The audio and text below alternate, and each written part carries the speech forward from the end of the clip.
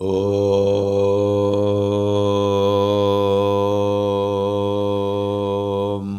श्रीगुरवे नमः। शर्व उपनिषदो गावो दग्धा गोपालनन्दनः पार्थो वत्स सुधीर्भोक्ता दुग्धं गीता अमृतं महत्। গীতার নবম অধ্যায় রাজবিদ্যা রাজগুহ্য যোগ। কোথাও একে রাজযোগ বলা হয়, কিন্তু এই রাজযোগ আর যে রাজযোগ সম্বন্ধে ধারণা আছে, ঋষি পাতঞ্জল কৃত যে দর্শন, যোগ দর্শন, তাকেও রাজযোগ বলে। কিন্তু এটি ভগবানের কথিত গীতার রাজযোগ, রাজবিদ্যা রাজগুহ্য যোগ। ভগবান অর্জুনকে সপ্তম অধ্যায়ে জ্ঞান বিজ্ঞান সহিত বলেছিলেন, জ্ঞানম তেহং সবিজ্ঞানম ইদম বক্সামি অশেষত যজ্ঞাত্তা নেয় ভূয়ন্যজ জ্ঞাতব্যম অবশিষ্যতে। তিনি সেই জ্ঞানের কথা তাকে বলেছিলেন, বিজ্ঞান সহ যে তত্ত্বের কথা। তারপরে ভগবান সপ্তম অধ্যায় শেষে যে শ্লোকটি বললেন, জরা মরণ মোক্ষায় মমাশ্রিত যজন্তিতে তে ব্রহ্ম তদ্বিদু কৃষ্ণম অধ্যাত্মম কর্ম চ অখিলম। অষ্টম অধ্যায়ে 8টি প্রশ্ন অর্জুন তাকে বললেন এবং সেই অর্জুনকে সেই 8টি প্রশ্নের উত্তর দিলেন। সে অবসরে 8টি উত্তর দেওয়ার পর তিনি আবার নবম অধ্যায়ে তাকে বলছেন,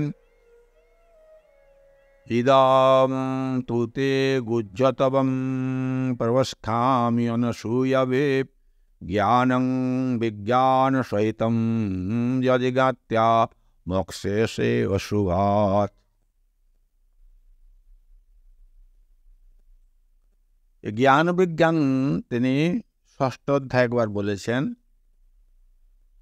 জ্ঞান বিজ্ঞান তৃপ্তাত্মা কুটস্থ বিজিতেন্দ্রিয় যুক্ত ইত্যতে যোগী সমলষ্টাস্ম কাঞ্চন। সেখানে তিনি বললেন জ্ঞান এবং বিজ্ঞানের দ্বারা পরিতৃপ্ত হতে।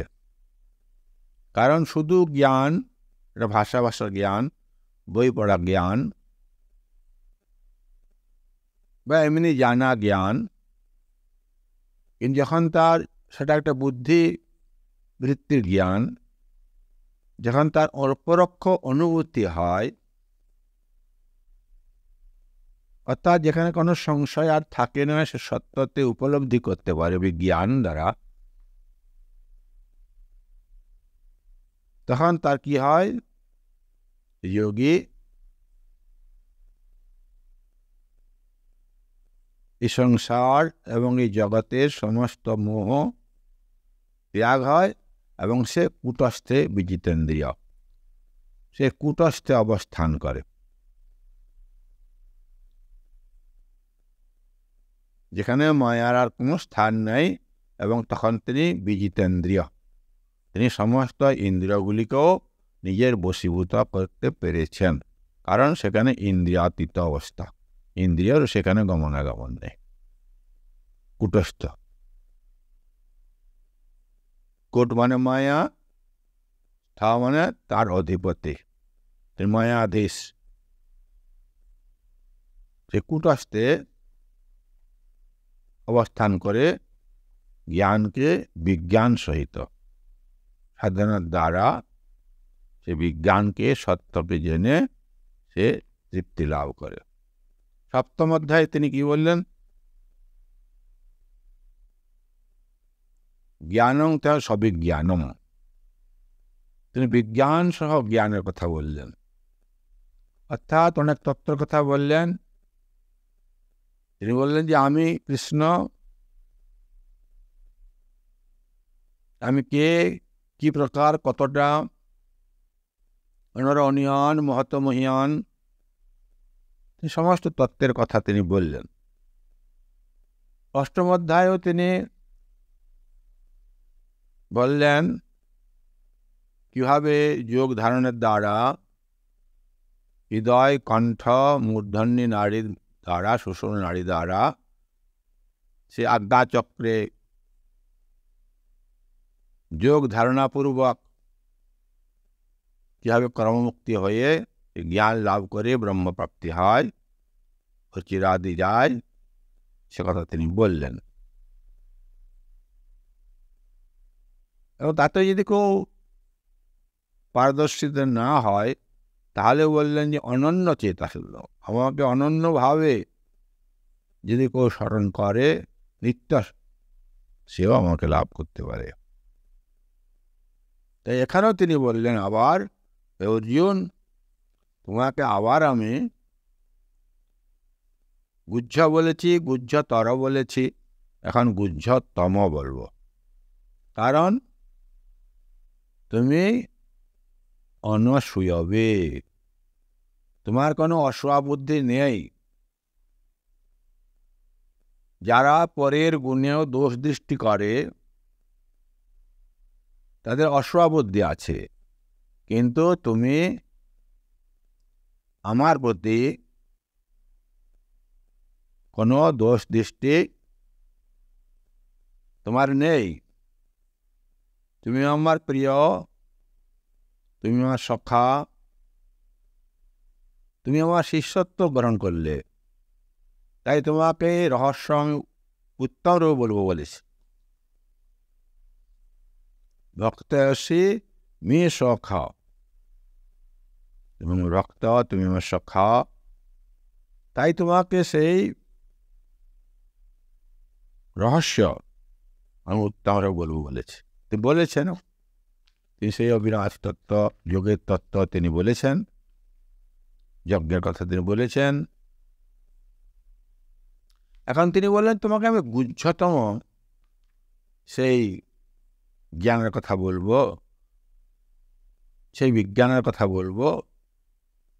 কারণ যারা অপরের গুণের দোষ দৃষ্টি ধরে, তার কাছে গোপনীয় কথা কখনো বলতে নেই। লোকে কি ভাববে, নিজের ঢাক নিজে বাজাচ্ছে, দেখা হয় নিজেই নিজের গুণগান করছে। যেহেতু তোমার সেইরূপ কোনো মানসিকতা নেই, তোমার কোনো অসূয়া বুদ্ধি নাই, দোষ দৃষ্টি তুমি দর্শন করো নাই, সেহেতু তুমি উপযুক্ত। সেহেতু তোমার কাছে আমি এই গোপন কথা বলবো, আমার যে মহিমা সেটা বলবো। জ্ঞান বিজ্ঞান সহিতম, জ্ঞান মানে জানা। যেমন দুধ, তার রং সাদা, জানেন, কিন্তু দুধের স্বাদ কেমন না খেলে জানতে পারা যায়। এটি বিজ্ঞান, তার স্বাদটা বলল। দুধের মধ্যে ঘি আছে, এই দুধ খেলে তো ঘিয়ের স্বাদ পাওয়া যায় না। তাতে বিশেষ প্রক্রিয়ার দ্বারা দুধ থেকে ঘিকে আলাদা করতে হয়, মাখনকে আলাদা করতে হয়, তারপর ঘি তৈরি করে খেতে হয়, তখন ঘিয়ের স্বাদটা বলা যায়। যে বিজ্ঞান, এবং সেই জ্ঞান কি না, যা থেকে যে অশুভ, মোক্ষে অশুভাত, অশুভ থেকে তুমি মুক্ত হবে। এবং এই যে বিজ্ঞান সহিত সম্যক জ্ঞান, এ হচ্ছে সাক্ষাৎ মোক্ষপ্রাপ্তির সাধন। বাসুদেব সর্বমিতি, বাসুদেবী সব, আত্মাই সব, একম অদ্বিতীয় সৎ, এই শ্রুতিশাস্ত্র বা স্মৃতিশাস্ত্র হতে বোঝা যায়। তো মোক্ষপ্রাপ্তি বিষয়ে আর অন্য কোনো উপায় তো নেই। এবং যে এর বিপরীত জানে, অর্থাৎ যারা আপনা হতে ভিন্ন অন্য কোনো রাজাকে মানে, তারা ক্ষয়শীল, লোকসহল প্রাপ্ত হয় ইত্যাদি শ্রুতি হতে তো বোঝা যায়। তাই ভগবান এই যে সমস্ত জগতের মূল কারণ, এটা জানাই জ্ঞান, এবং এটিকে দৃঢ়তার সঙ্গে মেনে নেওয়াই জ্ঞান। এবং ভগবান ব্যতিরেকে অন্য কোনো তত্ত্ব অর্থাৎ কার্যকারণ কোনো তত্ত্ব নেই। আর এটি যখন অনুভব হবে তখন সেটি হবে বিজ্ঞান। এবং এই জ্ঞান এবং বিজ্ঞান সহিত অর্থাৎ বিজ্ঞান দ্বারা পরিপুষ্ট যে জ্ঞান, এটি বড় গুহ্যতম জ্ঞান, যা তোমাকে অশুভ সংসার থেকে মুক্তি লাভ করতে পারবে। তো যজ্ঞাত্যা মোক্ষ শুভাৎ, আগেই বলেছেন। তো অসতের সঙ্গে যখন সম্বন্ধ হয় তখন সেটা অশুভ, যার জন্য কি হয়, জীবের উচ্চ নীচ যোনিতে জন্ম হয়ে থাকে। তাই অসৎ এই সংসারের সঙ্গে নিজের যে সম্পর্ক, তা কেবল মেনে নেওয়ার ব্যাপার, তা কিন্তু প্রকৃত সম্পর্ক সেটা নয়। যার সঙ্গে বাস্তবিক কোনো সম্বন্ধ থাকে না, তার থেকে মুক্ত হওয়া যায়। নিজের স্বরূপ থেকে কখনো কারো মুক্তি বা বিচ্ছেদ হয় না। অতএব মুক্ত তার থেকে হওয়া যায় যা তার নিজস্ব নয়, কিন্তু ভ্রমবশত বা ভ্রান্তিবশত আপন বলে মেনে নেওয়া হয়েছে। এই ভ্রান্তি থেকেই মুক্তি হয়। তা ভ্রমজনিত মন্যতাকে স্বীকার না করলে তার থেকে মুক্তি লাভ হয়।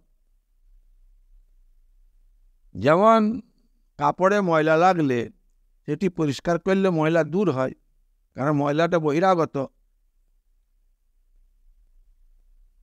তো কাপড় আর ময়লা এ দুটি কিন্তু সম্পূর্ণ আলাদা পৃথক বস্তু, এরা এক নয়।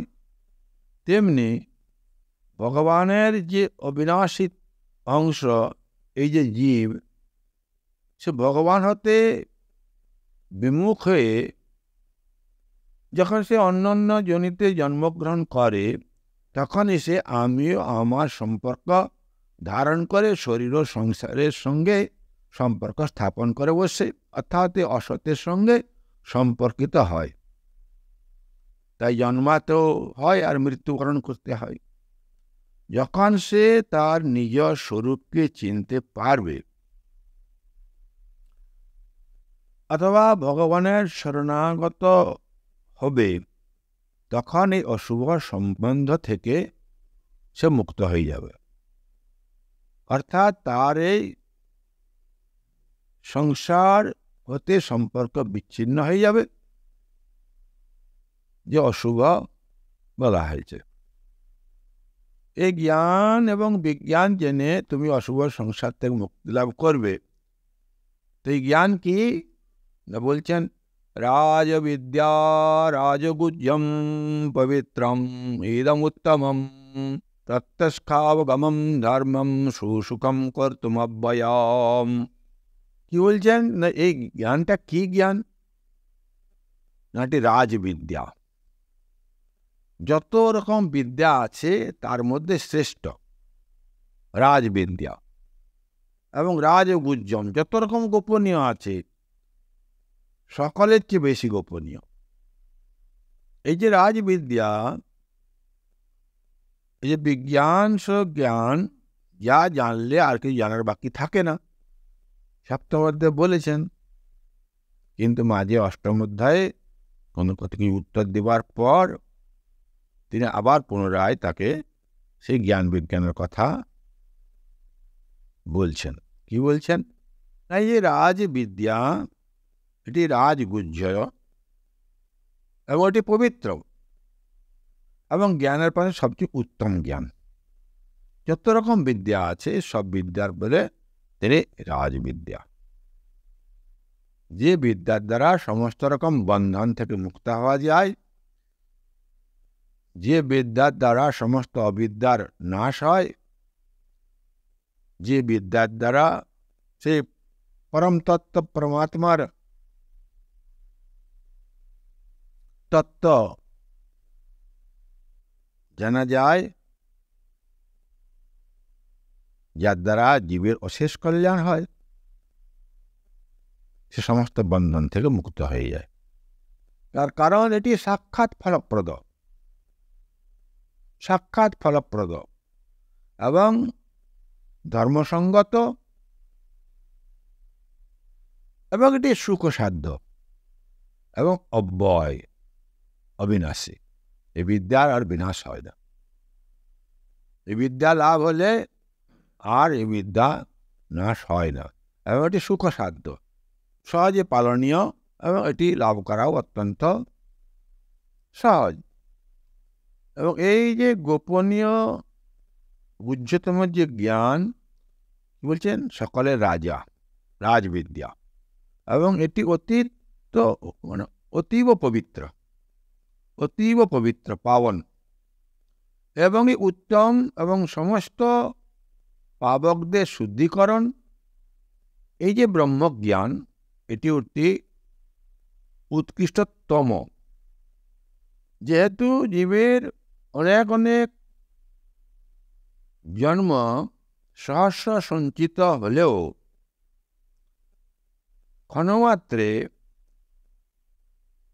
সমূল, অর্থাৎ মূল হচ্ছে এই অবিদ্যা, যা ধর্ম অধর্মাদি কর্মকে ভস্ম করে। এই জন্য তার পাবনত্ব সম্বন্ধে আর কি বক্তব্য আছে? এই যে ব্রহ্মজ্ঞান, জ্ঞান সহিত বিজ্ঞান সহিত যে জ্ঞান, অর্থাৎ ব্রহ্মজ্ঞান, যা জীবের সহস্র জীবনের যে সঞ্চিত কর্মফল তা ভস্মীভূত করে বা উচ্ছেদ করে। কারণ এটি অতিশয় দীপ্তি, জ্ঞান স্বভাব হেতু অতিশয় দীপ্তমান। এই জ্ঞান অতিশয় দীপ্তমান। ঠাকুর রামকৃষ্ণ বলতেন যে হাজার হাজার বছরের অন্ধকার ঘরে আলো জ্বললে সেই ঘরের অন্ধকার তৎক্ষণাৎ নষ্ট হয়ে যায়। তেমনি যে জ্ঞান সুখের সঙ্গে প্রত্যক্ষ হয়, এরও সেরূপ প্রত্যক্ষের দ্বারা অবগম হয় বলে এ প্রত্যক্ষাবগমম। অনেক গুণজনিত পদার্থেরও ধর্মবিরুদ্ধত্ব দেখা যায়, কিন্তু এই আত্মজ্ঞান সেরূপ ধর্মবিরোধী কিন্তু নয়, পরন্তু ধর্মী অর্থাৎ ধর্মে অনপিত, অর্থাৎ ধর্মে যুক্ত এবং ওতপ্রোত। তো ধর্মময় হলেও হয়তো দুঃসম্পদ, অর্থাৎ কার্যে পরিণত করা কঠিন, এরূপ আশঙ্কা হলে তিনি বলছেন না না, এই রাজবিদ্যা সুখে আচরণ করা যায়, এবং অল্পায়াসযুক্ত সুখ সম্পন্ন কর্ম সকলের অল্প ফলত্ব এবং দুষ্কর্ম কর্ম সম্পর্কেরও মহাফলত্ব দেখা দেয়। তো এই রাজবিদ্যা যেহেতু সুখের সঙ্গে লাভ করা যায়, সুখ সম্পাদ্যত হেতু ফলক্ষয় জন্য ব্যয় বা ক্ষয় হয়ে থাকে, এরূপ অনুমান করা যেতে পারে। তো এরূপ আশঙ্কা প্রাপ্ত হলে ভগবান বলছেন এই যে রাজবিদ্যা, এটা অব্যয়, যাগযজ্ঞাদি কর্মের ন্যায় ফলনাশের সহিত এর ব্যয় বা নাশ হয় না। এই জন্য আত্মজ্ঞান হচ্ছে শ্রদ্ধেয়।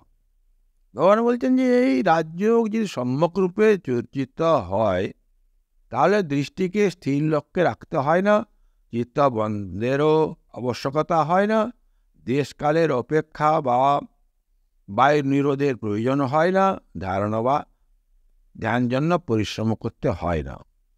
তাই এটি রাজগুহ্য যোগ। যেমন নাটকে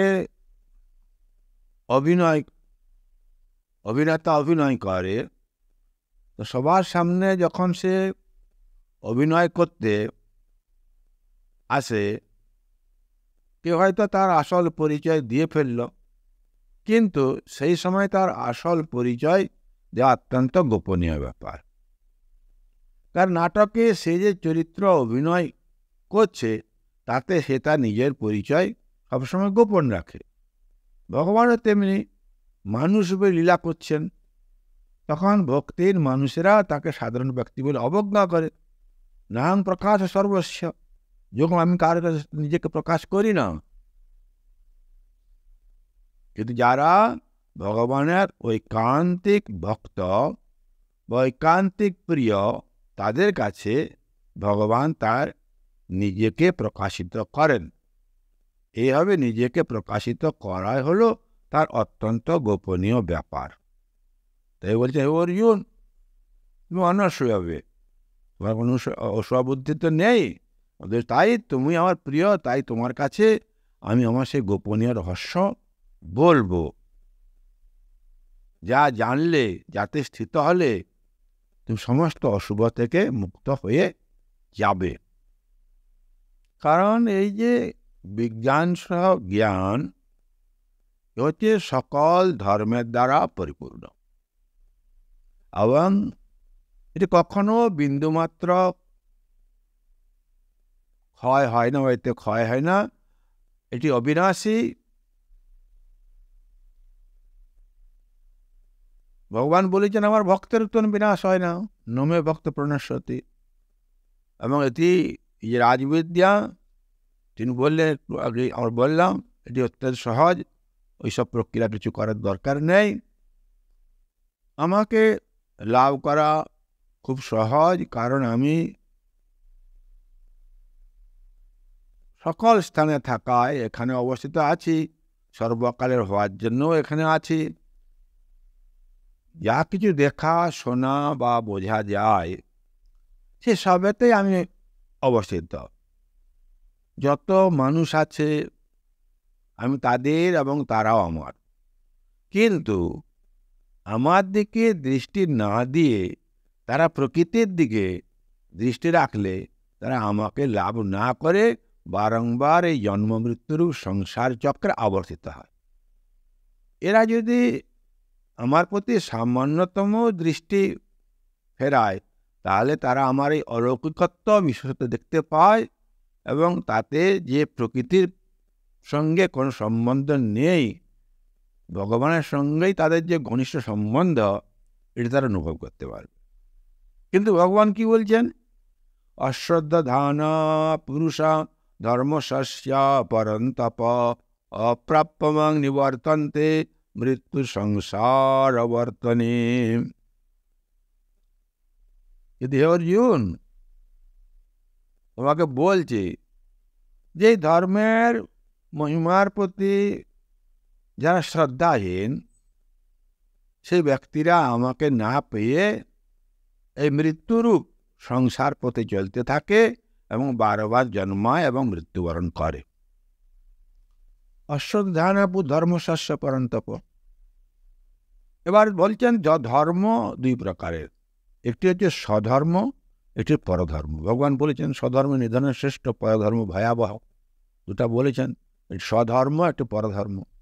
মানুষের যেটি নিজের স্বতঃসিদ্ধ স্বরূপ, তা তার স্বধর্ম, এবং প্রকৃতি এবং প্রকৃতির কার্যমাত্রাই তার কাছে পরধর্ম।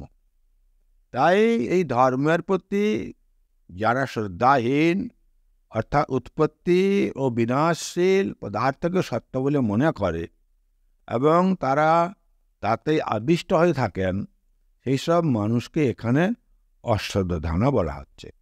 তার ঈশ্বরের প্রতি তাদের কোনো শ্রদ্ধা নেই, তারা এই জগতের প্রতি তাদের শ্রদ্ধা আছে। কারণ মানুষ তার শরীর, আত্মীয় স্বজন, ধন সম্পত্তি, এসব প্রাচুর্যের নিঃসন্দেহে এগুলো উৎপত্তি বিনাশশীল, কিন্তু এগুলিকে সে নিজের প্রতি আকর্ষণ করে এবং এগুলির প্রতি তার সেগুলি নিজের বলে মনে করে, যেগুলি তার কোনোদিন তার নিজের নয়। আগেও ছিল না, পরেও থাকবে না, শুধু মধ্যে কেবলমাত্র সম্বন্ধ। এবং এগুলো উৎপত্তি বিনাশশীল, প্রতি সময় এগুলি পরিবর্তনশীল। জেনেও সে সেগুলোকে বিশ্বাস করে, এগুলো শ্রদ্ধা করে এবং সেগুলির সঙ্গে সম্পর্ক সে করে তার আশ্রয় গ্রহণ করে। তারা কখনো বিচার করে দেখে না যে শরীর প্রবৃত্তির সঙ্গে সম্পর্কিত যা কিছু সেগুলো বিনাশশীল। কারণ এই শরীর আমি কতদিন থাকবো, অথবা এগুলি আমার সঙ্গে কতদিন থাকবে বা আমার থাকবে কি না, এ সম্বন্ধে এগুলি সে কখনো বিচার করে দেখে না। তার বিচার করার সময়ও নেই, তাই সে স্বধর্ম থেকে বিচ্যুতি হয়। কারণ শ্রদ্ধাই হচ্ছে স্বধর্মে হওয়া উচিত। শ্রদ্ধাবান লভতে জ্ঞান, যা স্বধর্মে অর্থাৎ আত্মধর্মে, আমি সেই আত্মা। তাই যারা পরধর্মে শ্রদ্ধাবান হন, তারা স্বধর্মে শ্রদ্ধাবান হন না, তারাই হচ্ছেন অশ্রদ্ধানা, এবং তারা কি হচ্ছে অপ্রাপ্যমাং নিবর্তন্তে, আমাকে লাভ না করে বারবার মৃত্যুরূপে জগৎ সংসারে পরিভ্রমণ করছেন। কোথাও জন্ম হলে মরতে যেটুকু দেরি, আবার মরা হয়ে গেলে জন্মাতে যেটুকু দেরি, সে যে যে যোনিতে যায় সেই সব যোনিতে নিজ অবস্থিতি মেনে নেয়, এবং আমি এই শরীর, এই অহংবোধে সে মমত্ববোধ লাভ করে এবং বন্ধনে পড়ে যায়। এবং এই জন্মের সঙ্গে তার যে সম্বন্ধ, সেটাও তো বেশি দিন টেকে না।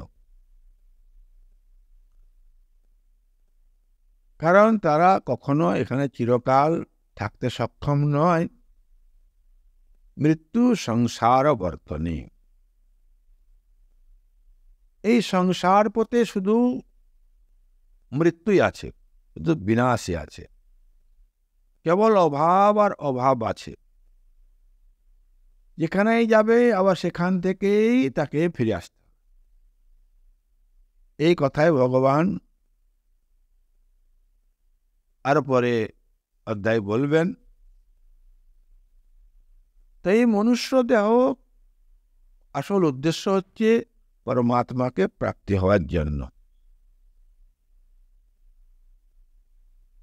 তাই ভগবান কৃপা করে সমস্ত কর্মফল যা সৎ এবং অসৎ জন্মের কারণ, তা স্থগিত করে মুক্তির জন্য অবকাশ করে দিয়েছেন। তাই জীব যখন এই জন্ম মৃত্যুর আবর্তে পরম্পরাতে আবর্তিত হয়, তাদের জন্য ভগবানও অনুতাপ করতে থাকেন যে আমি নিজে থেকে এদের জন্ম মৃত্যু চক্র থেকে মুক্ত হওয়ার সম্পূর্ণ স্বাধীনতা দিয়েছিলাম, কিন্তু তারা সেই স্বাধীনতা পেয়েও সেই জন্ম মৃত্যু চক্র থেকে আবর্তিত হয়ে চলেছে। যদিও জীব প্রকৃতির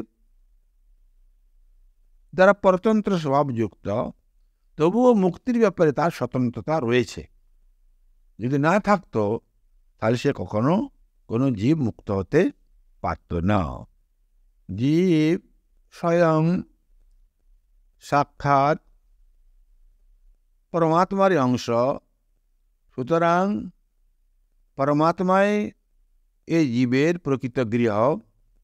জীব যখন পরমাত্মাকে প্রাপ্ত করে তখন সে তার নিজের প্রকৃত স্থান বা ঘর প্রাপ্ত হয়, আর সেখান থেকে তাকে ফিরতে হয় না, অর্থাৎ গুণাদিতে পরবশ হয়ে আর জন্ম পরিগ্রহ করতে হয় না।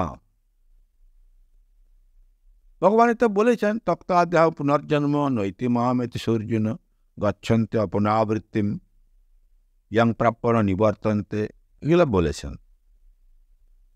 তাই তিনি অর্জুনকে এই যে রাজবিদ্যা, এই রাজগুহ্য যোগ তিনি বুঝিয়ে বলবেন। এরপরের শ্লোক থেকে তা আমরা আলোচনায় আসব।